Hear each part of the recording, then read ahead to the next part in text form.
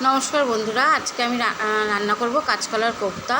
এখানে আমি ছোলার ডাল ভিজিয়ে রেখেছি, সঙ্গে নিয়েছি এক টুকরো আদা আর দুটো কাঁচা লঙ্কা।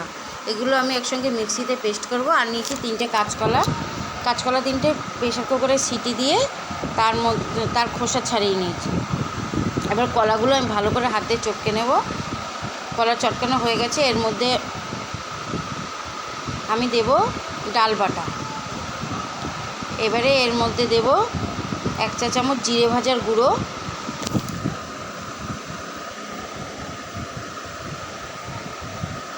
সামান্য নুন, সামান্য চিনি,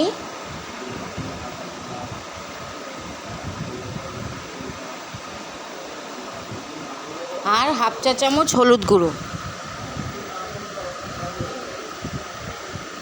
সব দিয়ে আমি ভালো করে হাত দিয়ে মেখে নেব।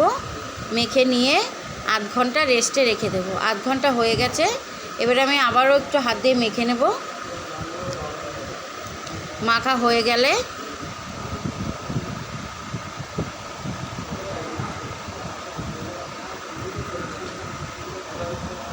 এবারে আমি কড়াইতে তেল গরম করব। এবারে এই তেলের মধ্যে আমি কাঁচকলাগুলো ছোট ছোট বড়ির মতন দিয়ে লাল লাল করে ভেজে তুলে রাখবো।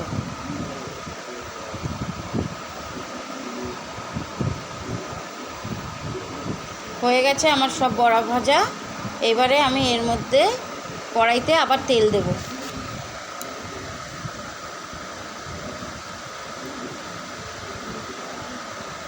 এর মধ্যে আমি 2টো তেজপাতা আর গোটা জিরে ফোড়ন দেব।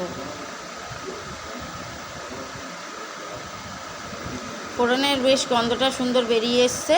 এবারে এর মধ্যে আমি আলুগুলো দিয়ে লাল লাল করে ভাজবো। ভেজে আলুগুলো তুলে রাখবো। আপনারা চাইলে ফোড়নটা পরেও দিতে পারেন। আলু ভাজা হয়ে গেল। ওই তেলের মধ্যে আমি এখানে বেটে রাখা মশলাগুলো দেব। কি কি আছে বলছি। জিরে বাটা আছে, আদা আর লঙ্কা একসঙ্গে বেটে নিয়েছি, দিয়ে একটু নাড়িয়ে নেব। এবারে এর মধ্যে দেব আমি 1 চা চামচ হলুদ গুঁড়ো,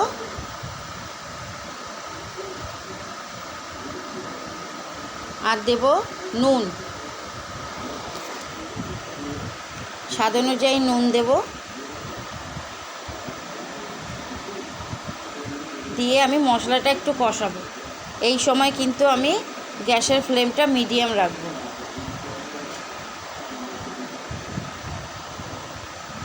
আর মশলাটা যেই একটু কষানো হয়ে যাবে, এর মধ্যে দেব আমি 2 চামচ টক দই।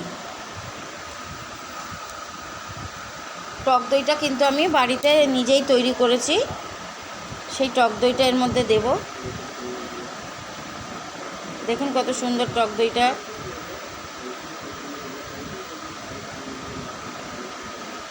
টক দই দিয়ে গ্যাসের ফ্লেম মিডিয়াম করে আমি আরও কিছুক্ষণ ভাজবো। যে মশলাটা কিছুটা কষানো হয়ে যাবে, এর মধ্যে দেব আমি ভেজে রাখা আলুগুলো দিয়ে মশলাগুলো ভালো করে কষিয়ে নেব। আমার কষানো হয়ে গেছে।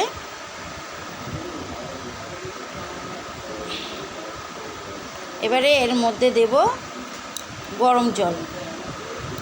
গরম জলটা যেই ফুটে আসবে, আলুটা প্রায় সিদ্ধ হয়ে যাবে, তখন আমি এর মধ্যে দেব বড়া ভাজাগুলো।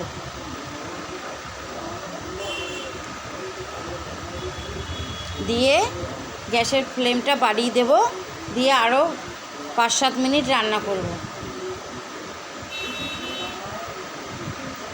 এবারে আমি এর মধ্যে দেব সামান্য মিষ্টি।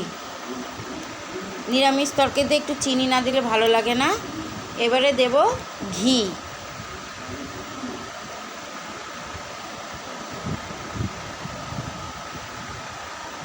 নামানোর কিছুক্ষণ আগে দেব গরম মশলা। আর কাঁচকলার কোফতা প্রায় হয়েই গেছে। এবারে এর মধ্যে গরম মশলা দিয়ে আরও 2 মিনিট মতন ওভেনে বসানো থাকবে।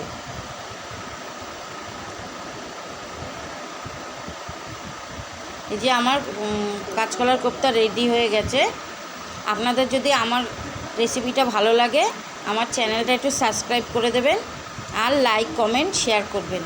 আপনারাও বাড়িতে এরমভাবে কাঁচকলার কোপ্তা রান্না করে খাবেন।